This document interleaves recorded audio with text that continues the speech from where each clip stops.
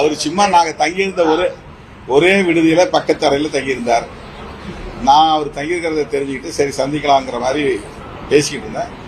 அவர் நேரம் அறைக்கு வந்துட்டாரு. வந்துட்டு எனக்கு ஒரு புத்தகம் கொடுத்தாரு, போயிட்டார். அவ்வளவுதான்.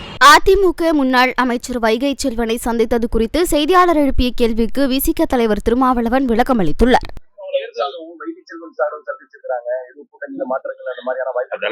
அதுக்கெல்லாம் ஒண்ணும் இல்லைங்க. அது இதெல்லாம் நம்ம அரசியல் பண்பாடு.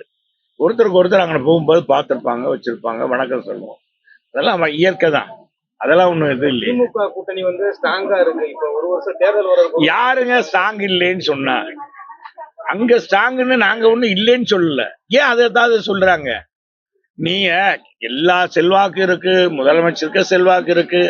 சாலையில போனா லட்சக்கணக்கான மக்கள் பாக்குறாங்க, ரோட்ல போனா லட்சக்கணக்கான மக்கள் பாக்குறாங்க. எங்க போனாலும் நம்ம உதயநிதி போனாரு, அவர் முதலமைச்சர் துணை முதலமைச்சர் போனாலும் கூட்டம் கூடுது. இப்ப இருக்கோ ஏன் எங்க கூட்டணி ஸ்ட்ராங்கா இருக்கு, எங்க கூட்டணி ஸ்ட்ராங்கா ஏன் அப்படி சொல்றாங்க?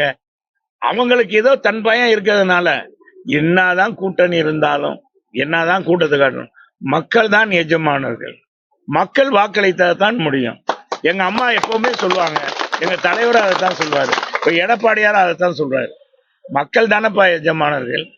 யார் வந்தான்னா நம்ம அம்மா தலைவர் சொன்ன மாதிரி நம்ம பணியை நாங்க செய்யுங்கப்பா அப்படின்னு சொல்லியிருக்காரு. அவர் சும்மா நாங்க தங்கியிருந்த ஒரே விடுதியில பக்கத்து அறையில தங்கியிருந்தார். நான் அவர் தங்கியிருக்கிறத தெரிஞ்சுக்கிட்டு சரி சந்திக்கலாங்கிற மாதிரி பேசிக்கிட்டு இருந்தேன். அவர் நேரம் அறைக்கு வந்துட்டாரு. வந்துட்டு எனக்கு ஒரு புத்தகம் கொடுத்தாரு, போயிட்டார். அவ்வளவுதான்.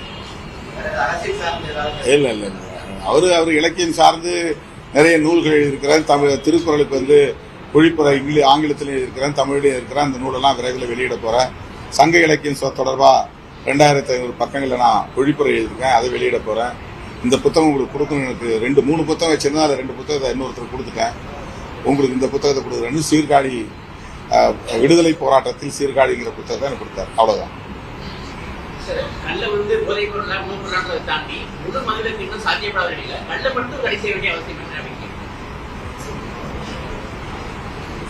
இந்த கேள்விக்கு முதல்வர் தான் பதில் சொல்லணும். நாங்க எல்லாத்தையும் தான் முறை சொல்றோம். நாங்க மதுக்கடையை ஆதரிக்கல, அதனால எங்களுக்கு இந்த கேள்வி பொருந்தாது. அது அவருடைய கோரிக்கை.